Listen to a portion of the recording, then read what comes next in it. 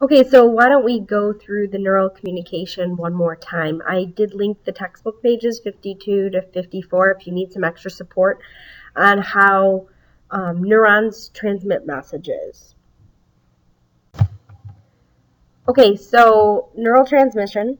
Neural transmission is when neurons transmit messages.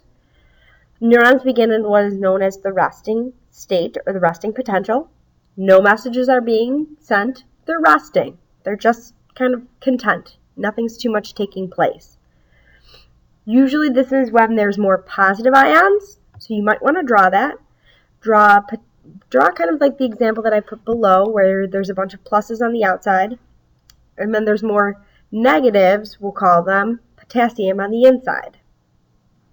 Okay. The neuron's membrane is usually impermeable, okay, selectively permeable, but neurotransmitters can weaken it. So usually it doesn't allow messages to be sent in and out. However, neurotransmitters can weaken it, and it can kind of get soft, and messages are able to move back and forth throughout the axon. Ions, electrically charged atoms, either positive or negative. This is the potassium and the sodium. Ions help create electricity that allow action potential to occur, and the action potential is when a message is being sent. Okay, so these ions, the sodium and the potassium that are outside or inside the axon, are going to help send messages through. Okay, ions are exchanged through what is known as the sodium-potassium pump. Okay, the ion sodium is pumped in, and the potassium is pumped out.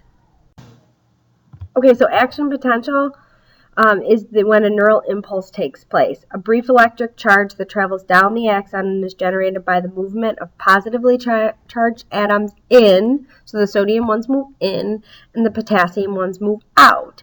Here you have a pretty good image now. You might want to draw it of the sodium moving in, okay, and the potassium moving out. And the way that that's moving in and out is if there were the sodium-potassium pump, okay, pumping those sodium ones in and the potassium ones out. You could see the direction of the neural impulse. It travels from the cell body down, okay, to the axon terminals. This is a good image if you're getting confused. Okay, you might want to draw this image in your notes. Okay, so here's another image. Okay, you got the cell's body's end, and the neural stimulation causes a brief change in the electric charge. If it is strong enough, that produces depolarization, and action potential will take place. Okay, the depolarization produces another action potential a little further along. The gates of the neighboring area now open, and the charge of sodium atoms rush in. Meanwhile, in the pump, the cell membrane, the sodium-potassium pump transport the sodium ions back out of the cell. The action potential continues speedily down the axon. The first section is now completely recharged. So a little bit more on what is taking place. Okay, so here you have an image of what the sodium-potassium pump may look like. Okay, you have the sodium outside and the potassium inside. What's going to start happening is there's going to be a change in the two currents. There's more positives outside, and it's more negative inside. Okay, so the sodium-potassium pump is a mechanism by which the ions are allowed to pass through the cell membrane of the neural cells. Depolarization occurs when there's more positive ions enter the neuron, making it more prone to firing. Okay, so now you're going to have bringing those more positives inside. Hyperpolarizing occurs when the negative ions enter. The neuron makes it less prone to fire and action potential. The neuron fires. Okay, so how do you know when the neuron's going to fire? Each neuron receiving depolarizing and hypolarizing currents from many neurons. When the depolarizing currents, the positive ions, minus the hyperpolarizing currents, the negative ions, exceeds the intensity, the threshold, the neuron will fire. This is hitting the threshold. So basically, okay, when there's more positives inside than negatives, it's going to cause an impulse to take place. So when you got all those positives pumping in, and now all of a sudden the more positives exceeds the negatives, this is where you're going to get the the impulse to go through, okay? And basically the positive exceeds the negative. So there's now more positives inside the axon than ever before. That's when a fire is going to take place. It's reached the threshold, okay? Axon potential properties, it's either all or none response. When the depolarizing current exceeds the threshold, a neuron will fire. If the depolarization fails to exceed the threshold, a neuron will not fire. It's either all going to go or none going to go.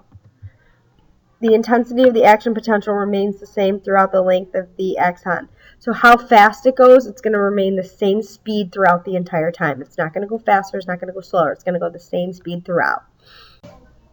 Refractory period, after the neuron fires that action potential, it causes for a short period to recharge itself again. Okay, and once again, it's going to have more positives outside and less negatives inside, and it's going to balance itself out again, just like it was before all the exchanges took place. The synapse is the area between the axon terminal and the next receiving neuron. Okay, it is a junction between the axon tip of the sending neuron and the dendrite of the cell body of the receiving neuron. It's a tiny gap, and it's called the synaptic gap or cleft. Okay, so you should know what the synapse is. A neurotransmitter released from the sending neuron travel across the synapse, and they bind to the receptor site on the receiving neuron. So this is the vehicle in which the message is sent. Okay, it travels across the synapse in order to get to the next dendrite. Still uncovering their the reuptake, the neurotransmitters in the synapse are reabsorbed in the sending neurons through the process of reuptake. So if those neurotransmitters weren't allowed into the next dendrite, okay, then they're going to get kind of sucked back into the axon terminal of the sending. All right.